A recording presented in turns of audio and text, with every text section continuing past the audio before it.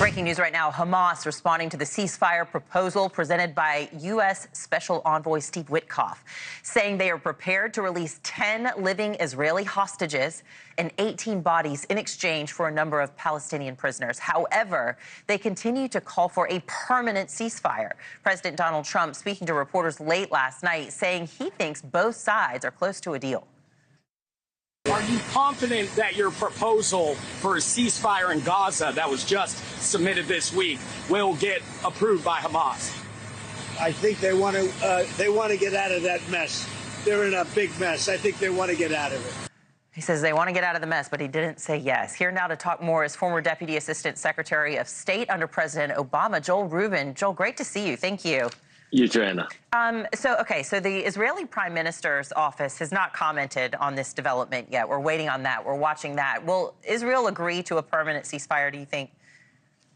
You know, Anna, the only proven way to get the hostages out and to get aid into Gaza is through a ceasefire agreement. And this is now going to put a lot of pressure on Israel because the Israeli people want these hostages out. They want this war to end. But of course, the real trick is, of course, what to do with Hamas afterwards. And this goes to the larger question, which is for a permanent end state where there is final peace and calm between the two sides. That's going to require more investment by us, by Arab neighbors, a political process. That's not part of these negotiations. So I think in the near term, we're likely to see Israel respond cautiously but positively to some type of deal to get their hostages out. But they're going to also want to make sure they have the ability to go back and continue to fight if they need to. As we take a look at this new development, let's also take a look back and remind our viewers of the points of contention, the real sticking points here. What does Israel want? What does Hamas want? We've got a full screen we can show of that. Of course, it's the length of the ceasefire. That's one of the sticking points. Israel prefers a temporary pause. Hamas wants this permanent end to fighting. We've got the withdrawal of Israeli forces and the amount of aid going into Gaza. So that's what we want to hit on now, is that aid going into Gaza, too. NewsNation speaking to the ambassador of Israel, Mike Huckabee, about how he sees all of this ending. Let's take a listen to that first. President Trump has made it crystal clear Hamas has no future in Gaza. They're not going to be able to govern there. They can't stay there. So as soon as they decide that their future is at best exiled out of Gaza, this can all end. It should have ended October the 8th of 2023.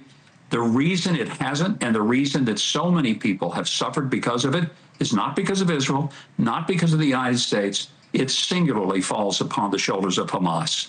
Well, look, despite aid deliveries resuming in Gaza, Joel, the UN warns the risk of famine is still extremely high. What does Gaza's future look like? Anna, Gaza's future is bleak. There's going to be a need for decades of recovery and rebuilding. The Gazan people, the Palestinian people, they really are, quite frankly, in a devastated position. But to the ambassador's point, he's right. Look, Hamas has continued to fight a war that it's lost, and it continues to expose its people to ongoing onslaught by the Israeli military.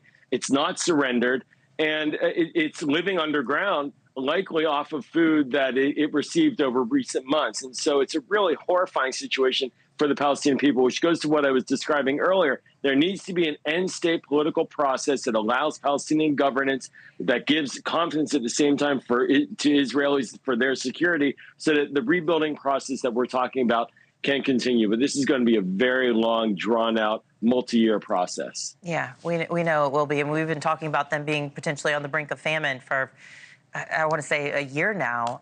Let's move on to this. We want to hit on this other breaking news that's just happening today.